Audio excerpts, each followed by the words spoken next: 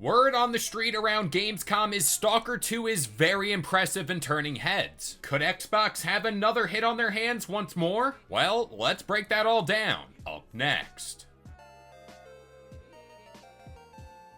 What's up guys, it's Kalo, and I'm here to give you the lowdown on all things gaming, and if you're new here, feel free to subscribe to this channel for weekly video game news content. Drop a like on the video, and welcome to the Level Up. Gamescom is going down as we speak, and it's safe to say there is a lot of news around this event. We got a ton of reveals from all the major gaming entities, but there is a game that was flying under the radar, and especially at one point that was Stalker 2. This was a game I was rather interested to see, mainly because on that front, everything was radio silent. But as far as the few times we did get a look at this game, I was rather impressed. I needed more. So up first, one of the big talking points coming out of this new look we got at Stalker 2 are the graphics, which coming from an Xbox game, I think that's a good sign. And I'm looking at you, Redfall. Facial expressions look damn near lifelike, and honestly, it looks a little too good to be true. Now, this could possibly be accredited to the use of Unreal Engine 5 within the title, which has produced some pretty damn good games this generation. But when games go all in on the graphical side of things, performance tends to fall by the wayside. So this begs the question, will Stalker 2 perform well out in the wild? Or in this instance, are we looking at yet another Redfall situation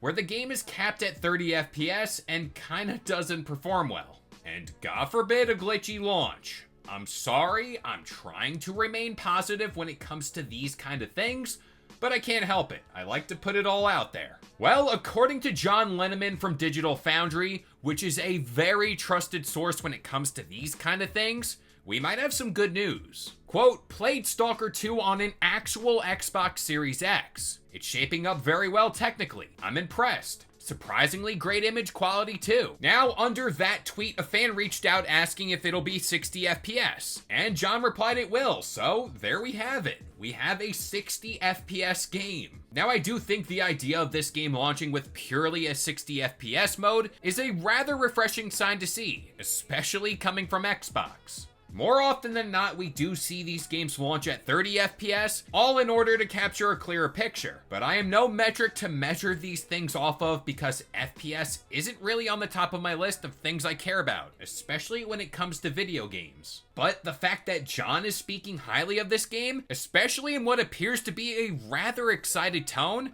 I think we can kind of feed into this hype just a little bit. But I do think when it comes to any and all games, it's worth keeping those expectations low, just to kind of create some room at the top. But if Stalker 2 can stick the landing here, this could be exactly what Xbox needs. As of right now, it does sit on the list of some of the most wish-listed games on Steam, and people are talking. Now that the game does appear to be performing well, that would add more fuel to the fire. I also think the overall story behind this game's development is one that should be told for years to come. And if you don't know too much about it, you should definitely look it up. It's some crazy things. And despite all those problems, it looks like they did deliver, which again is just crazy to see. But this is my favorite part of the video where I pass it off to you guys. What do you think of this look we did get at Stalker 2? But that about does it here. I've been Kalo, I gave you the lowdown on all things gaming, and if you're new here, feel free to subscribe to this channel for weekly video game news content. Drop a like on the video, and this has been the Level Up.